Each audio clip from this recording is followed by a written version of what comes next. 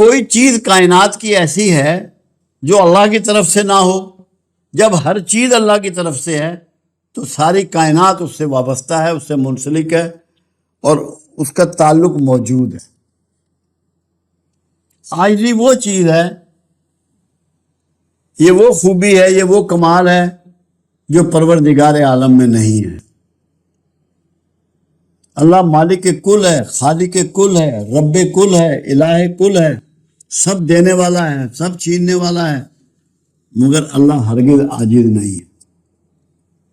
جو خوبی پروردگار میں نہیں ہے وہ اپنی مخلوق میں دیکھنا چاہتا ہے، مخلوق کو بغاوت کرتے ہوئے نہیں دیکھنا چاہتا، نافرمانی کرتے ہوئے نہیں دیکھنا چاہتا، اکڑتے ہوئے نہیں دیکھنا چاہتا، اپنے سامنے کھڑا ہوتا ہوئے نہیں دیکھنا چاہتا۔ عاجزی اللہ کی پسندیدہ ترین چیز ہے۔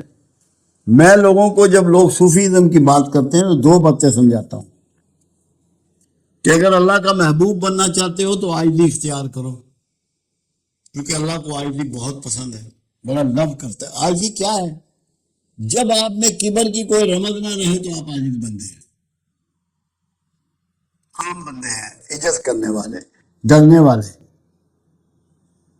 یہ سمجھنے والے کہ آپ کا سب کچھ اللہ کے پاس ہے، آپ کے سانس بھی اللہ کے پاس ہے، آپ کے اختیار میں کچھ نہیں۔ جب اپنے آپ کو آپ یہ سمجھ لیتے ہیں کہ میں بے اختیارہ ہوں، پھر آپ عاجز بندوں میں شمار ہو جاتے ہیں۔ سارے اختیار جب آپ سمجھتے ہیں اللہ کے پاس ہے۔ سمدیت کیا ہے؟ بہت آسان بات ہے۔ اللہ اپنی مخلوق سے پیار کرتا ہے، ان کو انعامات دیتا ہے، ان کو نعمتیں دیتا ہے، نعمتیں گنواتا ہے، نعمتیں بتاتا ہے، نعمتیں پہنچاتا ہے، نعمتیں تقسیم کرتا ہے، مگر ان کی طرف سے کسی معاوضے سے بالکل سمد میں ہے، بے نیازی میں ہے۔ سمدیت یہ ہے کہ سب کچھ دینا، کچھ نہ لینا۔ اللہ کا سورج فصلیں پکا رہا ہے، بارش برسا رہا ہے، آپ کی فصلوں سے پانی اڑا رہا ہے، آپ کو دھوپ دے رہا ہے، آپ کو حرارت دے رہا ہے، آپ اسے کیا دیتے ہیں؟ سورج اللہ کی سمدیت کا ایک مظہر ہے۔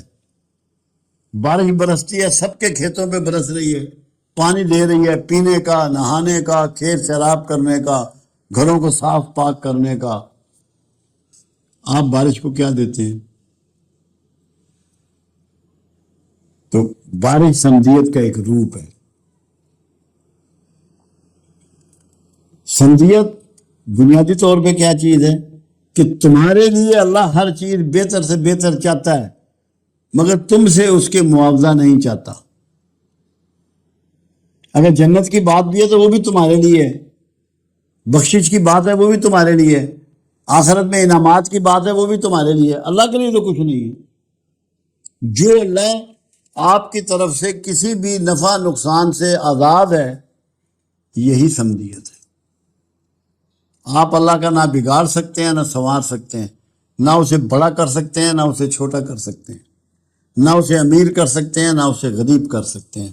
وہ جو ہے، جس طرح کا ہے، جیسا ہے، بھرپور ہے، مکمل ہے، اور آپ کی طرف سے کسی معاوضے سے بے نیاز ہے۔ تو سمدیت یہ ہے کہ سب کچھ دینا، کچھ نہ لینا۔ جب یہ کوالٹی کسی مرد خدا میں پیدا ہو جاتی ہے، وہ اللہ کے قریب ترین ہو جاتا ہے۔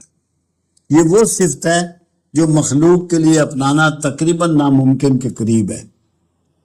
ہمیں تو حاجات ہیں، سونے کی، پیشاب کرنے کی، پخانہ پھرنے کی، کھانا کھانے کی، غصے کی، نفرت کی، محبت کی، چاہت کی۔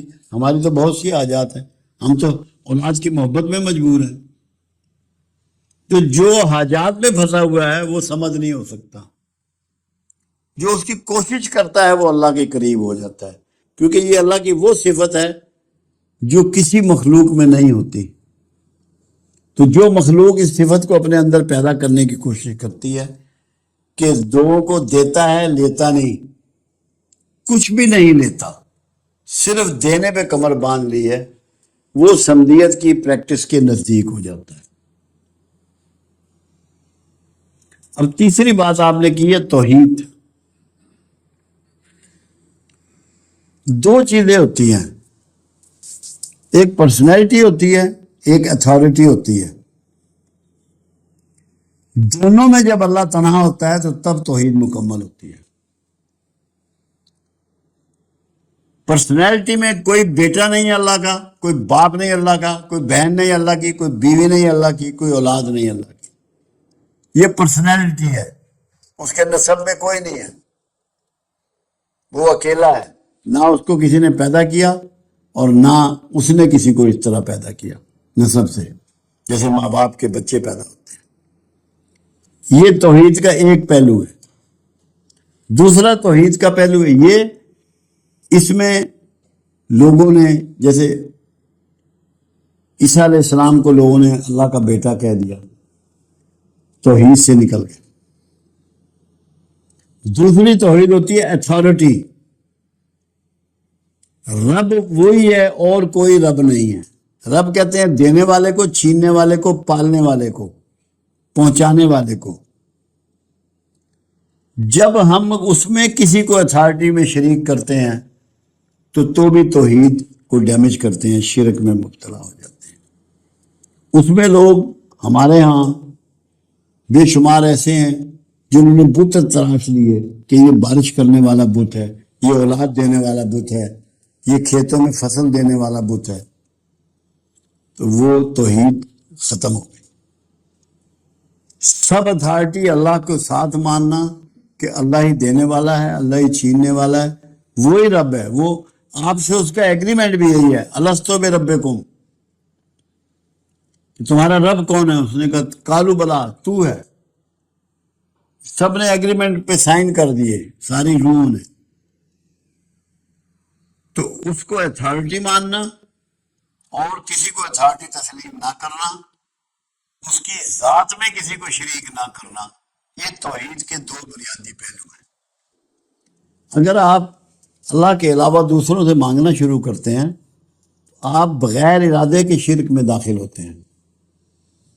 بچ اس لیے جاتے ہیں کہ ارادہ نہیں ہوتا شرک کا آپ کا، ورنہ آپ مشرکوں میں اٹھیں.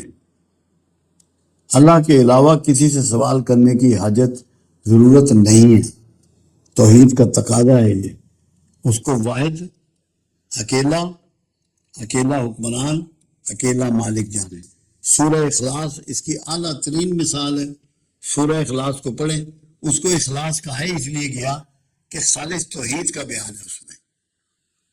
اس کو اخلاص کا لفظ نہیں ہے سورہ میں، مگر کیونکہ خالص توحید کو ڈسکس کرنے والی سورہ ہے اس لیے اس کو اخلاص کے نام سے موسوم کیا گیا.